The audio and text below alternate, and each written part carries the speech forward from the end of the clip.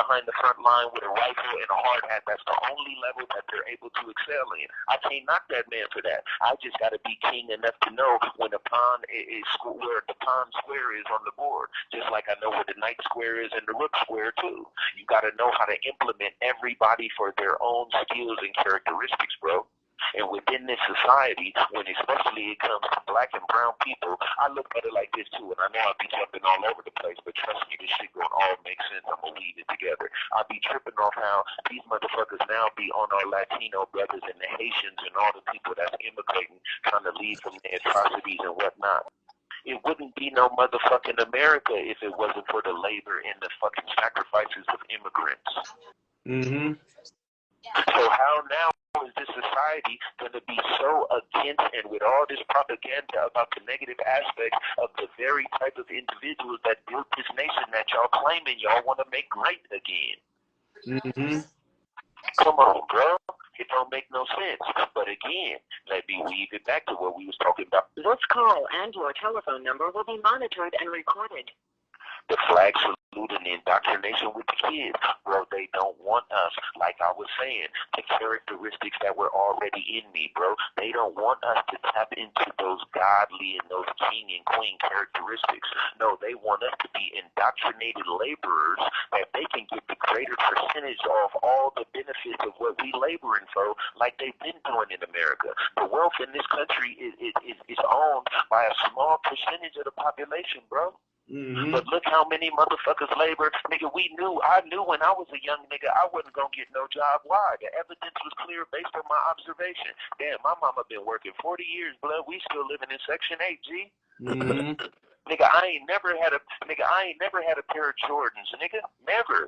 Mm-hmm. Never. You know why? Because the reality of myself as well as the average ghetto nigga ain't Louis Vuitton and Gucci, blood, unless we getting it by illegal means. So guess why it's more of our homies in the situation that I'm tapping in now too? Because our reality is in resistance to that indoctrination that they trying to get us subjected to, but that they see is only going to keep us in the position of subservience that our moms and our grandmas been in, blood, for 40 years, then lose the house when they can't make one payment because they jobs have been outsourced by a motherfucking machine or a computer. But I'm supposed to pledge allegiance in elementary school to this flag, blood? Nah, nigga. Fuck that shit.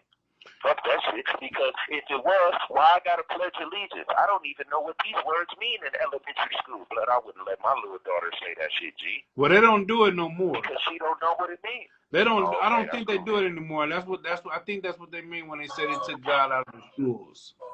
I do want to tell you. I do want to tell you, little Spank, young Reese is back online, man. You know what I'm saying? I tapped him back in, but yeah, I think they took that. I think they took that away from us, little Spank. Okay, but I'm saying in general. Yeah, I got you. That particular aspect of their indoctrination has been removed. The overall nexus of what they're trying to accomplish is still intact. For sure. And that's putting motherfuckers in a position that's going to be a mechanism within their machine. For sure. But now, I mean, don't get me wrong. I mean, I look at it like, don't get me wrong, man. You know, it's likes and dislikes, man. You know, it's likes and dislikes, man. You know what I'm saying? But I'm all for the pro-women's movement. I always have been. But now society tries to manipulate and capitalize off a time and an era for shit. So now it's financially able to be capitalized on, just like with the gay people.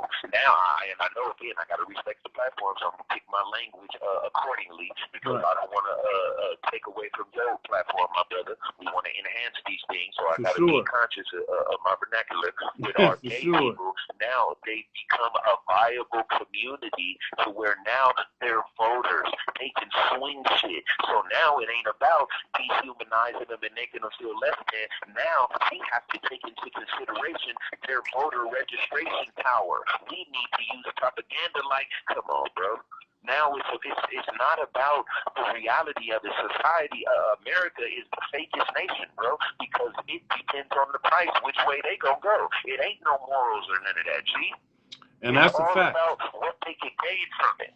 Yeah, it's all about what they can gain from it. Yeah, it's all about money. You know what I'm saying? Yeah. It's a business. It's a business. It's a business. And it feels like so, I don't know, bro. I just feel like we need to be having these conversations at the table. I'd rather my daughter know it, and don't get me wrong, I love Cardi B, that's the little homegirl, but I want my daughter to know Shirley Chisholm before she knows the latest song that the homegirl Cardi done put out, or some of these other little young ladies, and I'm not hating on Sexy Red, none of them, because they are realistic representations of some of the little homegirls that's in the hood. So how I'm gonna hate them? She one of my little daughters too, even though I don't agree with the way that her expression is, because she a young queen, and I would hope that she will see her value in later life in a different light. But I understand it. I'm not gonna knock her. She one of ours, nigga. She ain't never told on nobody, from what I know, or did nothing against the script. So I'm not finna hate on that young sister. But still, when it comes to my choice, I would love for my daughter to know Shirley Chisholm and sisters like that before they do the #1 song that the young sisters who represent that brand of the ghetto that she would know. You feel me? Yeah, you articulated your words real good with that one on me. You know what I'm saying? Because me and Young Reese both got baby girls out here, man, and yeah, man, I don't, yeah. You know, I got a daughter. Yeah. You know, I got a daughter, right? Yeah. Man, my daughter's 6 years old, live in Meadowbrook Apartments right now. Yeah. And make sure y'all take care of her, man. Yeah, had her on a family visit. That's right, thank you, God. Yeah, you feel me? Yeah. So, you know, yeah, man. So, you know, that's important. But again, this call and your telephone number will be monitored and recorded. We being controlled, man. We being controlled. Gotta be realistic, bro. We gotta be realistic, bro. If you go to Daniel Boone or whatever school is in the East right now, or whatever school in any ghetto right now, and ask the mothers about what they desire for them little children that's on that playground, it's gonna be doctors, lawyers, and firefighters, and all kind of shit that in the reality of the situations, bro, that them young babies ain't gonna be. 9 times out of 10, some of them is gonna be the next collect callers, drive-by shooters, and little Walmart workers, bro. That's just the reality of the environment. I don't know near nigga personally that I grew up with as a motherfucking attorney. I don't, bro. Or a councilman that I know personally. Bro, I don't, G. I'm sorry. I just don't. That's not our reality. But I'm saying that the way we can represent these things that are within our reality, we can better the quality of, homie. That's what I'm saying is our responsibility. So if a nigga gonna be from the set, then put a level of responsibility with that, that's of a building nature to the community, as opposed to another instrument and tearing it down, homie. Because some people, that's their reality. And some homies that ain't meant to be, like I said, at the meeting with the Fortune 500 CEOs. And some homies that's only meant to stand by the door and don't let nobody up in here, blood.